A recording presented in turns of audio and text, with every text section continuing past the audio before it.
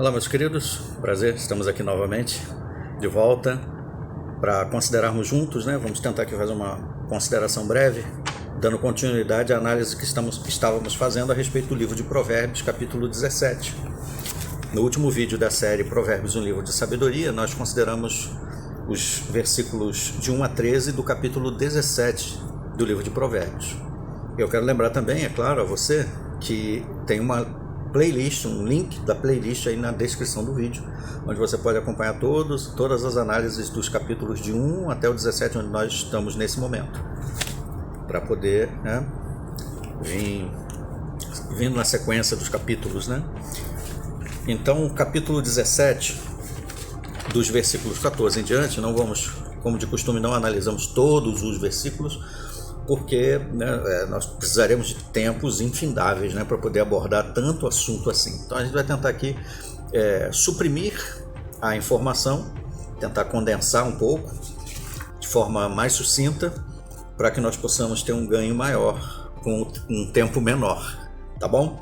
Então Provérbios 17, versículo 14, já nos diz aqui que quem começa uma briga é como desencadear uma enxurrada. Desiste, pois, antes que se agrave a contenda. Ou, na verdade, quem começa uma briga é como abrir uma comporta. Tem aquelas represas que estão suportando toneladas de água. Quando abre a represa, ela se rompe de repente, inesperadamente. O que acontece? Sai aquela debandada de água, como se fosse uma debandada de animais enlouquecidos, E é mais ou menos isso que acontece. Então, o conselho que vem posterior a essa primeira sentença do Provérbios 14 desiste, pois, antes que se agrave a contenda, ou se retire antes de estourar a discussão. E aí nós temos exemplos bíblicos sobre isso, Sem querer delongar muito, mas vem à nossa mente alguns exemplos bíblicos e um deles é o exemplo de Abraão, um servo de Deus lá do passado, patriarca, que tinha o seu sobrinho, que ele cuidava como filho, E os dois tinham suas famílias e seus rebanhos e seus funcionários, seus trabalhadores. Chegou um momento em que os rebanhos deles estavam muito grandes, de modo que ficou insustentável eles ficarem no mesmo ambiente. E aí houve alguns conflitos entre os empregados de Abraão com os empregados de Ló. E aí como é que eles fizeram? Como é que eles aplicaram esse princípio aqui, Embora Provérbios foi escrito muito depois, mas o princípio é eterno. Gênesis, capítulo 13, versículos 8 e 9, diz para nós, vamos lembrar aqui na Bíblia, Gênesis 13, versículos 8 e 9. E Abraão disse a Ló, não haja com Abrão, na época ele ainda chamava-se Abrão, depois que o nome dele foi mudado para Abraão. E Abrão disse a Ló, não haja contenda entre mim e ti, e entre os meus pastores e os teus pastores, porque somos irmãos. Toda a terra está diante de ti, separa-te, pois, de mim. Se tu fores para o lado esquerdo, eu irei para o lado direito. Se tu fores para o lado direito, eu irei para o lado esquerdo. Então, Abrão, embora fosse mais velho, embora fosse como um pai para Ló, deu a honra a ele de escolher qual lado que ele queria ir. Ou seja, tentou estabelecer a paz para que não houvesse discussão. E esse é o conselho que é dado aqui em Romanos 12, versículo 18, sobre isso. Romanos 12, versículo 18, fala exatamente isso. Sempre que for possível nós aplicarmos esse princípio aqui, é uma maravilha. Romanos 12, 18, perdão. Essa. Se possível, quando depender de vós, tende paz com todos os homens. Então, no que depender de nós pudermos fazer para sermos pacíficos, para que haja paz e não discussão, vale a pena esse empenho, vale a pena esse esforço, Vai ser bom para todo mundo. Bem, outro princípio muito importante e valioso nos dias de hoje, em épocas em que nós estamos vivendo, como disse Jesus em Mateus 24, do 12 em diante, por causa do aumento do que é contra a lei, o amor da maioria se esfriaria. E é o que nós temos visto, O amor das pessoas se esfriando, o amor fraternal, o amor em família, Aquele amor onde as pessoas, a maioria, crescem desnaturadas, sem afeição natural. E aí Provérbios 17, versículo 17 diz que o amigo é carinhoso em qualquer tempo, ou o verdadeiro amigo ama em todos os momentos e se torna um irmão em tempos de aflição. O irmão nasce para o dia da desgraça. Então, um verdadeiro amigo, muitas vezes, se comporta mais próximo do amigo do que um irmão de sangue.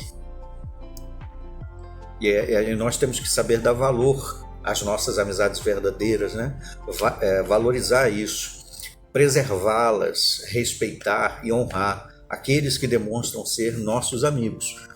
E aí nós temos um exemplo bíblico lindo disso, que é o exemplo de Ruth e Noemi. Talvez você já tenha lido, né? Se não me engano, é o 6º livro da Bíblia. Vem lá, ou 7º. Gênesis, Êxodo, Levítico, Números, Deuteronômio, Josué, Juízes e Ruth. Então, Ruth fica aqui logo no início da Bíblia também. E aí nós temos o exemplo de Ruth e Noemi. São só 4 capítulos do livro de Ruth. Vale a pena você ler, né, e ver a lealdade entre as duas, né? Ruth era nora de Noemi, ou seja, Noemi era sogra de Ruth. Olha o que ela disse, a conversa delas duas, né? Elas estavam voltando. Noemi era israelita e Ruth era moabita, morava em Moabe. Então, Noemi, a mais velha, tinha perdido o marido e tinha perdido o filho, que era marido de Ruth, e estava retornando para sua terra natal. Ruth quis ir com ela, porque ela era idosa e queria ir para cuidar dela. Então, Ruth 1, versículo 16 e 17 diz assim: Não insista para que eu te deixe ou que eu volte, e deixe de te seguir, porque aonde tu fores, eu também irei. E onde pousares, eu também pousarei. O teu povo também será o meu povo, e o teu Deus será o meu Deus. No lugar que morreres, eu morrerei, e ali serei enterrada. O Senhor faça a mim e outro tanto, que somente a morte me separará de ti. Olha que lindeza, né? Isso é uma amizade verdadeira, é um amor genuíno, tão raro nos dias de hoje. E o nosso Senhor Jesus Cristo mostrou, né? Antes de ler o exemplo de Jesus, Provérbios também 18, versículo 24, corroborando esse assunto, diz assim, ó, Provérbios 18, 24, Ter muitos amigos é coisa para sua ruína, mas há um amigo que é mais achegado do que um irmão. É conforme nós comentamos, né? Muitos amigos são mais próximos do que irmãos de sangue. João 15, versículo 13, traz o exemplo perfeito do nosso Senhor Jesus Cristo. O Evangelho de João 15, versículo 13. Olha o que Jesus diz. E olha que exemplo maravilhoso que nós precisamos procurar imitar dentro do máximo que for possível para nós. João 15, 13. Ninguém tem maior amor do que aquele que dá a própria vida pelos seus amigos. E Jesus fez isso na prática. Ele entregou a vida perfeita dele para resgatar a humanidade da condição pecaminosa. A humanidade entrou no pecado, como diz Romanos 5,12, por causa do pecado original dos nossos primeiros pais. Por causa disso nós herdamos, né, como uma doença genética, o pecado, que conduz à morte. E Jesus ofereceu a vida perfeita dele para nos tirar dessa condição pecaminosa. É um exemplo maravilhoso que nós precisamos imitar. Provérbios 17, 19 diz assim: Quem ama a discórdia, ama o pecado. Ou seja, a pessoa que é beligerante ama o pecado, porque a corrupção vem junto com a beligerância. O que é um beligerante? São aquelas pessoas que vivem criando confusão, vivem caçando problemas, né? Para tudo arma uma intriga, para tudo arma um probleminha, uma discussãozinha, uma polêmicazinha. Então, pessoas assim acabam trazendo, né, problemas, outros problemas que levam também a mentiras, a discórdias, ao ódio e até fisicamente, né, a problemas físicos, ataques físicos. E, portanto, o pecado. Quem alteia a sua porta está provocando a queda. Quem faz a sua porta ou seu portão mais alto está provocando a ssua queda. Isso aqui é um dito, é um provérbio que tem um significado, né, para tempos de guerra. Não sei se você já leu aquele livro A Arte da Guerra, de Sun Tzu, mas é mais ou menos por aí. Por exemplo, lá no passado, as fortalezas, ou as aldeias e as cidades eram protegidas por muralhas, né? E muitas delas tinham a entrada mais baixinha. Para quê? para que os exércitos inimigos não entrassem a cavalo. Então a pessoa tinha que entrar abaixada ali ou entrar a pé. Quem fizesse suas entradas mais altas estava provocando a sua queda, facilitando a entrada do inimigo. Então é o que quer dizer aqui, ó, uma pessoa que tem a boca aberta demais ou que deixa sair, extravasa demais seus sentimentos sem controlar, está provocando a sua queda, está facilitando a entrada do inimigo. Ou seja, está permitindo, né, que as suas características piores se manifestem. Por isso é importante nós sermos pessoas impassíveis, né, pessoas de espírito frio, no sentido de que tenhamos um controle, autodomínio sobre as nossas emoções. Esse é o conselho aqui de Provérbios 17, versículo 19. O 21 diz: quem gera um insensato ou um tolo, gera tristeza para si, pois nenhum pai pode se alegrar com um imbecil. Diz nessa tradução, né? Mas o imbecil aqui significa insensato e tolo. O 25 é parecido, diz assim: o filho insensato é a indignação do pai e a amargura da mãe que o gerou. Então é importante nós, enquanto filhos, mesmo adultos, já casados e com a nossa própria família, sejamos orgulho para nossos pais, né? Por sermos bons cidadãos, bons pais, bons maridos, pessoas honestas, trabalhadoras. É isso que a vida normal deve nos conduzir a ser, né? Agora, se nós não educarmos os nossos filhos, não disciplinarmos os nossos filhos, não ensinarmos a eles o caminho correto de viver, eles vão trazer vergonha para nós. Não que esse seja o ponto principal, mas eles não vão crescer e se desenvolver como pessoas, boas pessoas, né? Pessoas realmente felizes, porque ser um imbecil, um tolo, um insensato não traz felicidade para ninguém, né?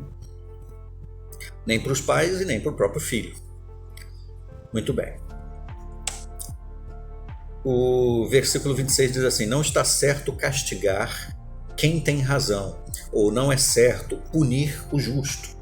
E geralmente quem está em autoridade, é autoritário, né? São aqueles tiranos que acham que sempre tem razão. Eles não aceitam ser corrigidos, não aceitam ser orientados e pune qualquer pessoa, justa ou não, pune qualquer um que se coloca no seu caminho.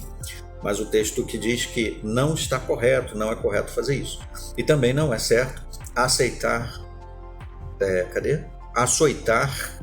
em gente honrada, ou seja, castigar uma pessoa que é justa.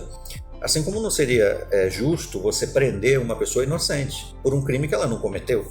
Para isso você precisaria apurar os casos, investigar, analisar, precisaria ter um tribunal, você precisaria julgar a pessoa, convocar testemunhas, para que realmente ficasse constatado que aquela pessoa realmente é culpada e merecesse a punição. Caso contrário, não seria correto tal punição. Olha o 27, corroborando o que nós citamos lá mais para trás, sobre deixar a porta aberta, escancarada, ou ser uma pessoa descontrolada emocionalmente. Ó. Quem modera as palavras, ou quem controla as palavras, possui o conhecimento. É prudente quem mantém a calma.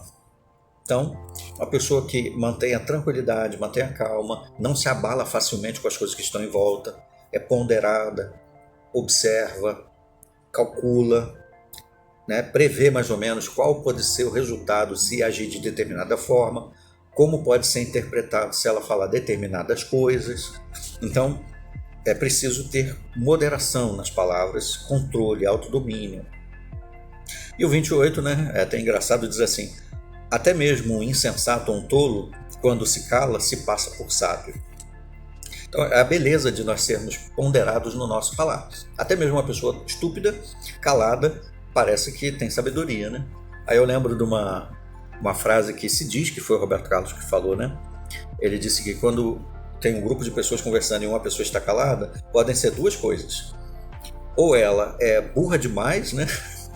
Assim, ignorante talvez, não saiba o que dizer e tem medo de falar alguma coisa e passar vergonha, ou ela é inteligente demais e está só observando as tolices que os outros estão falando.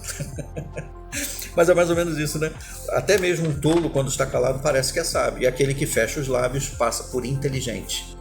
Então, isso só reforça a importância de nós termos o controle das nossas emoções, o controle do nosso falar, do nosso agir, do nosso pensar, para que nós não venhamos, né, a incorrer em problemas que depois que sai, né, depois que as palavras saem, fica difícil consertar, né, o que saiu. Tá bom? Então concluímos aqui a análise, uma análise breve de Provérbios capítulo 17. Eu agradeço mais uma vez a sua atenção. Se você não assistiu os outros vídeos dessa série, o link da playlist vai estar aqui na descrição do vídeo. E vai ser um prazer então ter você na nossa companhia mais vezes. Aguarde então os nossos próximos vídeos. Até lá.